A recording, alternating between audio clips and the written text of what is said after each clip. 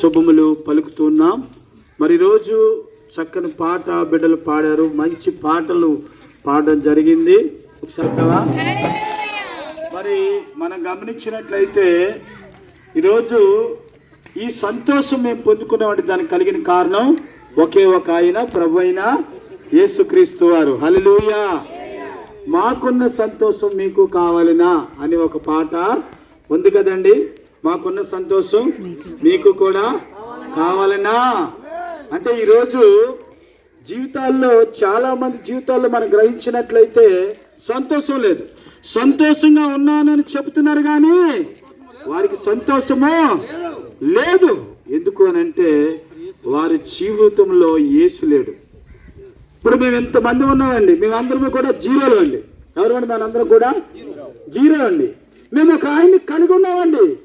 ఈ లోకం అంతా తెలుసుకున్న ఆయనే హీరో అండి. ఆయనే ప్రభు అయినా యేసు. ఆయన ఒక్కడే మా పక్షాన ఉన్నాడు కనుక మేము జీరోలు. ఇప్పుడు ఏమయ్యామండి? ఎన్ని సున్నాలుంటే ఏమైందండి? పక్కన ఒకటి లేకపోతే అన్నీ కూడా సున్నాలుంటే సున్నా అంటారు, జీరో అంటారు కదండి. జీరో హీరో అవ్వాలంటే ఒకటి పక్కన ఉండాలి. ఈ ఒకటి అనేటువంటిది పక్కన మేము కలిగి ఉన్నామండి. అది ఆయన యేసు అండి. ఆయన ఎవరు? ఒకే ఒక్క నామము కలిగి మేము జీవిస్తూ ఉన్నాం.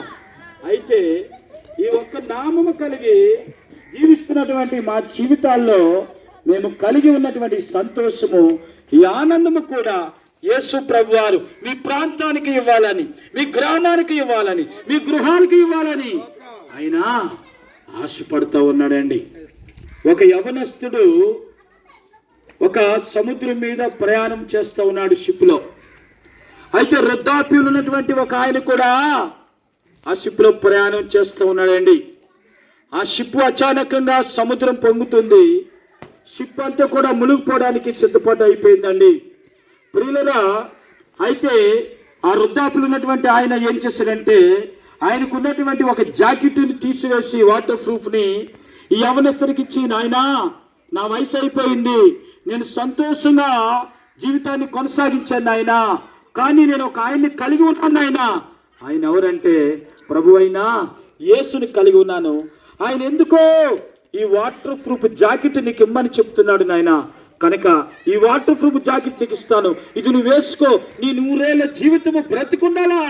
నువ్వెందుకంటే ఈరోజు 22 సంవత్సరాలు కలిగి ఉన్నావు, నీకు ఇంకా చాలా జీవితము కావాలి. నా జీవితం అయితే నేను 85 సంవత్సరాల వ్యక్తిని, ఈరోజు చనిపోయిన కోసం ఎవరు కూడా బాధపడరని ఆ వృద్ధాప్యులు ఉన్నటువంటి ఆయన ఆ షిప్లో ప్రయాణం చేస్తున్నప్పుడు ఆ యవనస్తుడికి ఆ వృద్ధాప్యులు ఉన్నటువంటి ఆయన కూడా పరిచయం అయినప్పుడు అందరూ కూడా వారి ప్రాణాలు రక్షించుకోవడానికి ఉన్న పల్లాన్ని కూడా ఓడ మీద నుంచి ఏం చేశారంటే దూకేశారండి.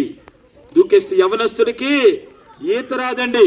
యవనస్తుడికి ఈ యొక్క ఆయన ప్రభువుని నమ్ముకుని ఆయన చెప్పాడు, అయ్యా నా వాటర్ ప్రూఫ్ జాకెట్ నీకు ఇస్తాను, ఇది నువ్వు వేసుకుని నువ్వేత కొట్టవసరం లేదు, నువ్వు కేవలం ఈ 2 చేతులు కాళ్ళు అలాగా ఆడిస్తూ ఉండు, నువ్వు ఒడ్డుకి చేరిపోతావు అని చెప్పినప్పుడు ఆ వాటర్ ప్రూఫ్ జాకెట్ని ఆయన వేసుకున్నాడు.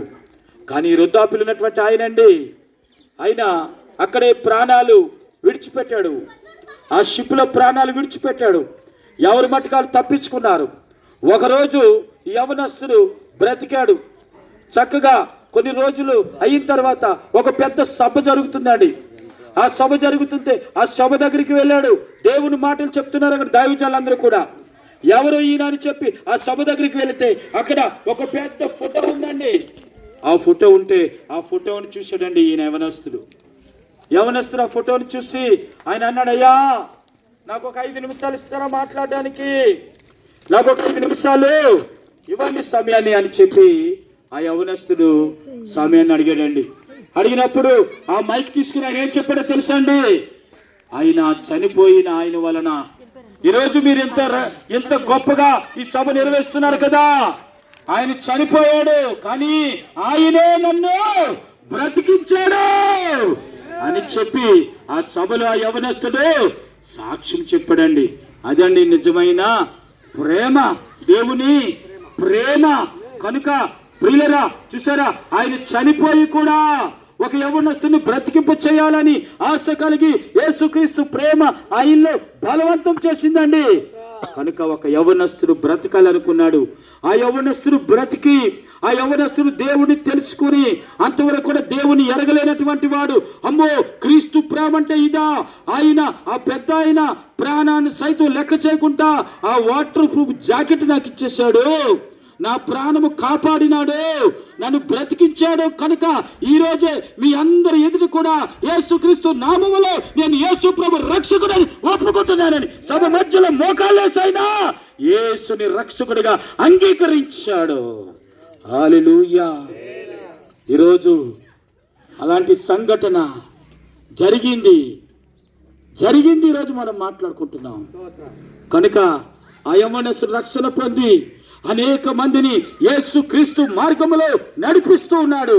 అనేక మందిని ఆత్మీయ తండ్రిగా మారుస్తున్నాడు. ఎందుకో తెలుసా?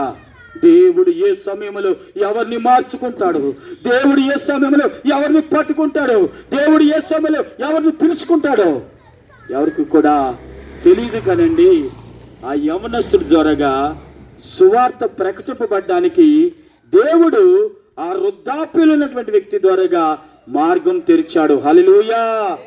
ఈరోజు మేము ఈ సువార్త ప్రకటిస్తున్నాడే దానికి కలిగినటువంటి కారణం యేసు ప్రభువు ప్రేమ మమ్మల్ని బలవంతం చేస్తుంది. కనుక మేము ఎక్కడ కడుపులో చాలా కదలకుండా మేము ఉండగలము. కానీ ఎందుకు వస్తున్నామంటే మీ ముందుకి యేసు ఈ ప్రేమ బలవంతం చేస్తుంది.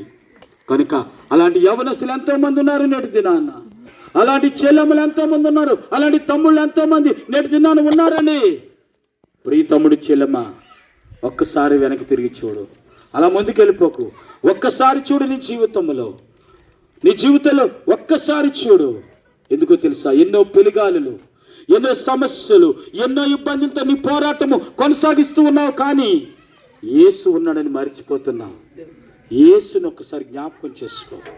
యేసుని జ్ఞాపకం చేసుకుంటే నీ మార్గము సుగమయం అవుతుంది, నీ గమ్యము తేలికవుతుంది.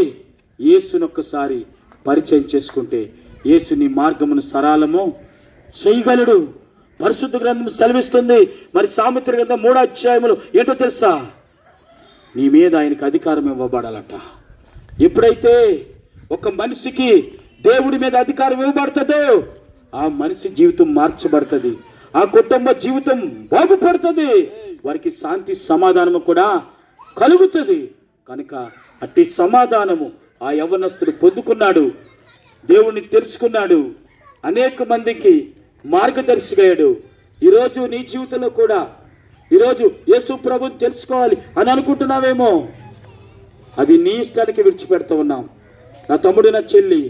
కనుక ఈ మాటలు మేము చెప్పి ఇక్కడ నుంచి మేము ముందుకు సాగిపోతాం. కానీ ఈ స్వరముని ఈరోజు ఒక సమయంలో నిన్ను దర్శించే నీకు వినబడచ్చు, నీతో మాట్లాడచ్చు. కానీ ఆ స్వరం విన్నప్పుడు నువ్వు అలసత్వం చేయకు, వినబడలేదని అనుకోవద్దు.